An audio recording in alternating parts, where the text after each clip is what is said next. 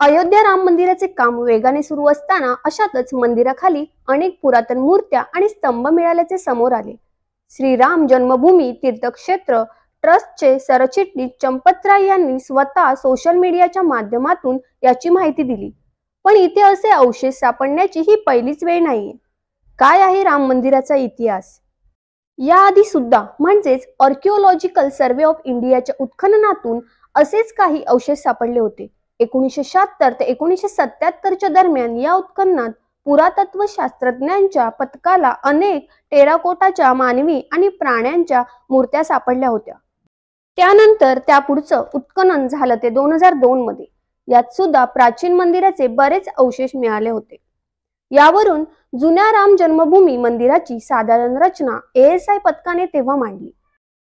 अयोध्येचा इतिहास पडताळून पाहता अनेकदा राम मंदिराचा उल्लेख दिसतो. हे जुनं राम मंदिर कसं होतं, ते कोणी बांधलं आणि आजवर या मंदिराचे कोणकोणते अवशेष आपल्याला सापडले हे आपण जाणून घेणार आहोत. सुरुवातीला आपण श्रीराम जन्मभूमी अयोध्येचा इतिहास जाणून घेऊ. प्राचीन काळात कौशल प्रदेश नावाचं एक राज्य होतं. त्या प्रदेशाची राजधानी होती अवध. कालांतराने त्याला नाव पडलं अयोध्या. भगवान श्रीराम यांचे पूर्वज विवस्वन यांचा मुलगा वैभव स्वमनू यांनी प्रथम अयोध्येला आपले राज्य स्थापन केलं. तेव्हापासून ते महाभारत काळापर्यंत या शहरावर सूर्यवंशी राजांचंच राज्य होतं. येथे दशरथ राजाच्या महालात श्रीरामाचा जन्म झाला. महर्षी वाल्मिकींनी सुद्धा याची तुलना इंद्रलोकाशी केली. एवढी अयोध्या त्यावेळी संपन्न होती.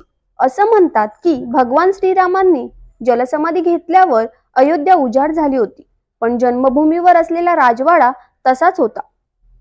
पुढे त्यांच्या मुलाने म्हणजेच कुशने मात्र पुन्हा एकदा राजधानी अयोध्येची बांधणी केली आणि त्यानंतर सूर्यवंशाच्या पुढच्या 44 पिढ्यांनी इथे राज्य केलं. सूर्यवंशाचे शेवटचे राजा बृहबदल हे महाभारताच्या युद्धात अभिमन्यूच्या हाती मारले गेले आणि अयोध्या पुन्हा उजाड झाली. रामजन्मभूमीचं अस्तित्व मात्र कायम राहिलं.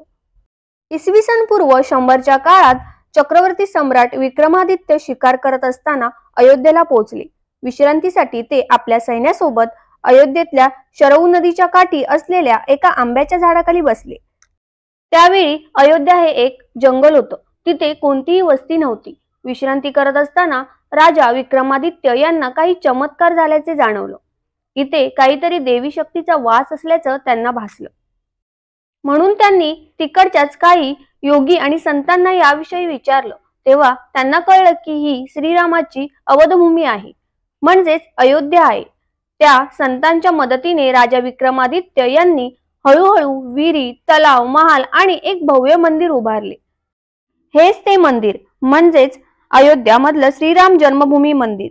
सम्राट विक्रमादित्यने कसोटी नावाच्या काळ्या रंगाच्या दगडाच्या 84 खांबांवर हे भव्य मंदिर बांधलं असं सांगितलं जातं. या मंदिराची भव्यता खरोखर पाहण्यासारखी होती. त्या राजाच्या नंतर आलेल्या प्रत्येक राजाने या मंदिराची वेळोवेळी देखभाल केली. त्यापैकी एक शृंग वंशाचे पहिले शासक कुशमित्र शुंग यांनी सुद्धा मंदिराचा जीर्णोद्धार केला होता. अयोध्येच्या एका उत्खननात पुष्पमित्राचा शिलालेख सापडला होता, ज्यात त्यांनी सेनापती असं म्हटलं होतं. या शिलालेखात पुष्पमित्रांनी याही मंदिरात 2 अश्वमेध यज्ञ केल्याचं सुद्धा वर्णन केलं आहे. त्यानंतर इसवी सन पूर्व 600 मध्ये अयोध्या हे एक महत्वाचं व्यापार केंद्र बनलं होतं असं इतिहासकार सांगतात. त्यामुळे 5व्या शतकात या ठिकाणाला आंतरराष्ट्रीय मान्यता मिळाली आणि अयोध्या हे प्रमुख बौद्ध केंद्र म्हणून विकसित झालं. तेव्हा अयोध्याचं नाव साकेत असे ठेवण्यात आलं. असं म्हणतात चीनी भिक्षू यांनी येथे पाहिलेल्या अनेक बौद्ध मठांच्या नोंदी ठेवल्या होत्या. 7व्या शतकात त्यांनी सुद्धा आयोजित 20 बौद्ध मंदिर आणि हिंदूंचे एक भव्य मंदिर आहे, जिथे हजारो लोक दर्शनासाठी येतात अशी नोंद करून ठेवली. यानंतर 11व्या शतकात कणूचा राजा जयचंद अयोध्येत आला. तेव्हा त्याने सम्राट विक्रमादित्य यांची स्तुती करणारा शिलालेख काढून या मंदिरावर आपलं नाव लिहिलं. पानिपतच्या युद्धात जयचंद राजाचा अंत झाला. कालांतराने भारतावरचे मुघलांचे हल्ले वाढू लागले. या हल्ल्यात त्यांनी काशी, मथुरा तसेच अयोध्या लुटली. तिकडच्या पुजाऱ्यांची हत्या केली आणि मंदिरातल्या मूर्त्यांची सुद्धा तोडफोड केली. पण एवढी आक्रमण होऊन देखील श्रीराम जन्मभूमीवर बांधलेलं हे मंदिर 14व्या शतकापर्यंत वादाला सहन करत उभं राहिलं. नंतर 14व्या शतकानंतर मुघलांनी भारताचा ताबा घेतला. त्यानंतर तिथे राम मंदिर पाडून बाबरी मस्जिद उभारण्यात आले. अशा प्रकारे अनेक लेखकांनी याचा उल्लेख आपल्या पुस्तकात केला आहे. त्यानंतर बराच काळ बाबरी मस्जिद हा मुद्दा तापला.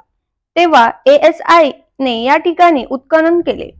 1976 ते 1977 या ठिकाणी बाबरी मस्जिद असताना पहिलं उत्खनन झालं. त्या उत्खननात बाबरी मस्जिद सापडली. ASI ला या ठिकाणी टेराकोटाच्या मानवी आणि प्राणी अशा मूर्त्या सापडल्या. अर्थातच हिंदू मंदिरात असतात हे त्यावेळी स्पष्ट झाले. तसेच 12व्या-13व्या शतकात बांधल्या गेलेल्या जवळपासच्या सगळ्याच मंदिरांमध्ये असे कलश सापडतात. कारण कलश हे हिंदू धर्मामध्ये समृद्धीचे प्रतीक मानलं जातं. त्यासोबत इथे मस्जिद असे 12 खांब सापडले जे मंदिराच्या अवशेषांपासून बनवले होते, ज्यावर मूर्त्या कोरल्या होत्या.